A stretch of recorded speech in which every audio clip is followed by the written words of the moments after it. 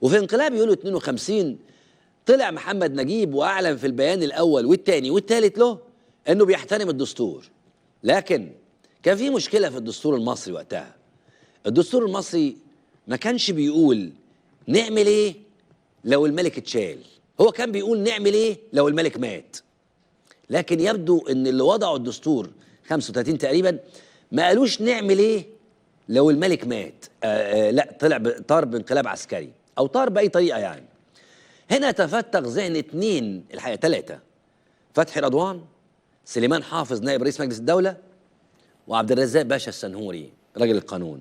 الثلاثه دول اضطروا يلعبوا ويعملوا فكره دستور جديد عشان يتغلبوا على الدستور بتاع الملك. من هنا بدأت مفرمة الدساتير المصرية اللي العسكر ما مشوش عليها وعلى ولا دستور.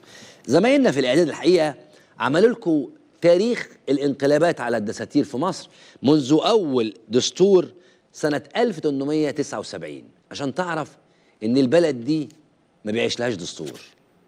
اسمع بقى كده وركز وهات الشاي وخلي المدام تبطل كلام وسكت ابنك عشان تعرف ان البلد دي ما بتتقدمش، مش لاننا مش مستعدين للديمقراطيه، لا، لان في خونه بيخونوا البلد وبيخونوا نفسهم قبل ما يخونوا اي حاجه تانية، والخونه دول مثقفين وعسكر اسمع كده تاريخ الانقلاب على الدستور. دستور سنه 1879 برز الاتجاه نحو النظام الدستوري في اواخر عهد الخديوي اسماعيل، وده تجلى في مشروع دستور سنة 1879.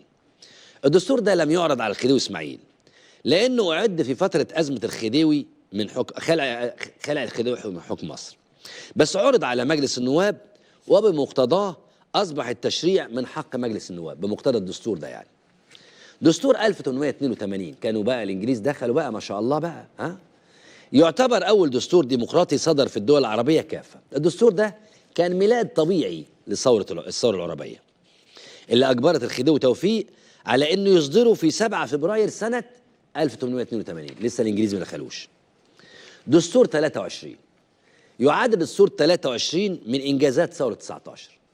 حاول الملك فؤاد تشكيل دستور على هواه، لكن الرقابة الشعبية حالت دون ذلك، وده يعد واحد من أفضل الدساتير اللي عرفتها مصر.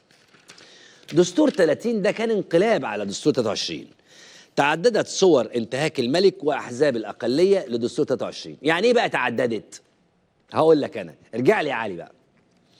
اللي حصل ببساطة كده عشان بس تفهم، هم يحطوا الدستور خلاص ويتفقوا عليه، هوب يعملوا انتخابات، هوب الانتخابات ما تجيبش الناس اللي حاطط الدستور، فالناس اللي حاطط الدستور تزعل، فتعمل إيه؟ تنقلب على الدستور. دي الحركة اللي هتشوفها بعد شوية. عشان كده الأحرار الدستوريين دول خونة وهيخونوا نفسهم أكتر من مرة. أول ما الدستور يجيب ناس غير اللي حطوا الدستور الناس تزعل وتتقمص، وبالتالي يلغوه من أول دستور 30. تعددت صور انتهاكات الملك وأحزاب الأقلية لدستور 23، ومع ذلك بلغ مداه عام 30 عندما ألغى فؤاد الأول دستور 23 وحل البرلمان، وأعلن دستور جديد هو المعروف بدستور 1930 أو دستور صدقي باشا.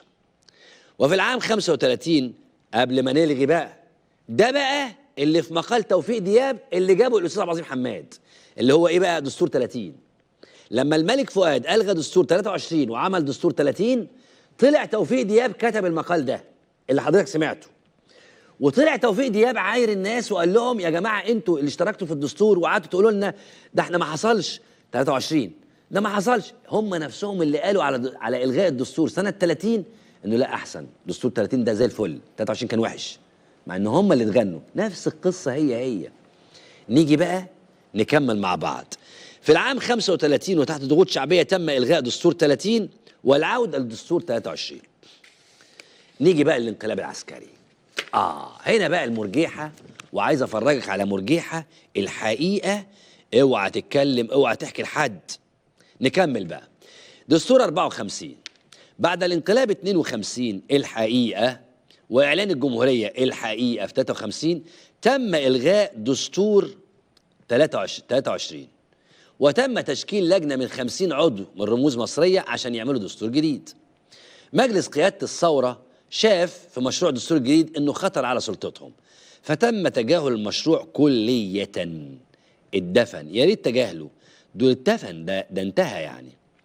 ماشي، يعد دستور 56. شوف هم خلصوا في دستور 54، عملوا دستور تاني في 56.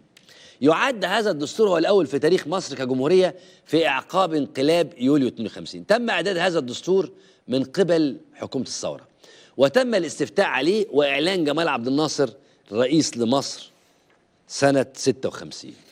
ماشي، نسكت بقى؟ ما نسكتش. نسكت ليه؟ في 58 تم عمل دستور جديد، وفي عام 58 بعد الوحدة مع سوريا. هو مش دستور جديد بقى، هم خدوا من دستور 56 وعبد الناصر عجبوا المواد اللي حطها في دستور الوحدة مع سوريا اللي بتكرس السلطات في ايده. فلما خدت الوحدة مع سوريا عبد الناصر قال لهم طلعت بالله هنمشي على الدستور اللي احنا عملناه في سوريا ده، اللي هو انا الواحد الاحد كده. فعبد الناصر مشى ما حدث في دستور الوحدة مع سوريا. انما يسكت؟ لا، ما سكتش. فشلت الوحدة مع سوريا، وفشلت الوحدة مع سوريا ومع العراق. كان في وحدة مع سوريا بس، وفي وحدة بين مصر وسوريا والعراق، الاثنين فشلوا. فبعد ما فشلوا طلعنا دستور 64، وده كان دستور مؤقت صدر بعد إلغاء الحقيقة صدر بعد إلغاء الوحدة بين مصر وسوريا. قال لك لا، احنا مش عايزينه، يلا يا عم نكمل. نسكت احنا بقى؟ دستور 71. يا دي النيل. طب ما يا جماعة ما اقفوا على حاجة، اقفوا على حاجة.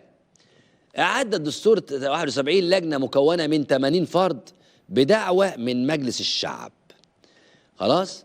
وتم تعديل هذا الدستور عدة مرات، أبرزها سنة 80 لما وقفت مدام فايدة كامل في البرلمان وقالت إن كلمة مدة الرئاسة نخليها مدة الرئاسة، وقاموا زغرته وطبلوا أعضاء مجلس الشعب، لكن انطخ أنور السادات بعدها وما استفادش بالحكاية دي. تعديل تاني سنة 2005 عدل مرة أخرى سنة 2005، وفي المرة دي عشان ينظم اختيار رئيس الجمهورية بانتخابات مباشرة مش باستفتاءات. ماشي، نكمل اللي بعدها. وتم مقاطعة هذا الاستفتاء بسبب شروط الترشح التعجيزية وفتح المدد الرئاسية لمبارك.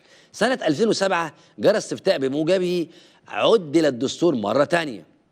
نالت التعديلات من الأشراف القضائي على الانتخابات، يعني جت عليها شوية، وأعطت لرئيس الجمهورية الحق في إحالة المدني إلى القضاء العسكري.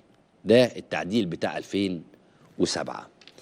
يعني الحقيقة منحته كان. نكمل بقى دستور 2011. بعد ثورة يناير كلف الجيش لجنة للقيام ببعض التعديلات الدستورية، وتم عرضها على الاستفتاء في 19 مارس 2011. احنا فاكرينها كلها وكلنا وقفنا فيها يعني. المهم، ووافق عليها الشعب الأغلبية. بعد موافقة الشعب في الاستفتاء أصدر الجيش إعلان دستوري من 63 مادة به مواد لم يتم وضعها في الاستفتاء أصلا على الأساس يعني. نكمل اللي بعدها. دستور 2012. الحقيقة تشكلت جمعية تأسيسية لإعداد دستور جديد بحسب الإعلان الدستوري. بعد حوار لمدة 6 أشهر أقرت الجمعية الدستور الجديد، تم الاستفتاء عليه ووافق عليه الشعب بنسبة 64%. دستور 2014. بعد الانقلاب العسكري الحقيقة في 2013 تم التعليق بالعمل بدستور 2014، وتم تشكيل لجنة العشرة لعمل دستور جديد، وتم الاستفتاء عليه. ده بقى الدستور بتاع الواد محمود بانجو والواد برايز وسيد حجاب والإخوة إياهم يعني. وتم الاستفتاء عليه في يناير 2014، وقال لك ده أحسن دستور، ده احنا ما جبناش غيره، ده مصر مش عارف إيه، ده مفخرة الدساتير. أعلن السيسي عدة مرات إن الدستور ده اتكتب بنوايا حسنة. ما تعرفش حسنة دي تبقى مين يعني. المهم إنه تم التجهيز الآن لتعديلات دستورية تسمح باستمرار السيسي في الحكم لعام 34، كما تم تقليص سلطات القضاء والتوسع في سلطات الجيش إلى آخره آخره آخره آخره.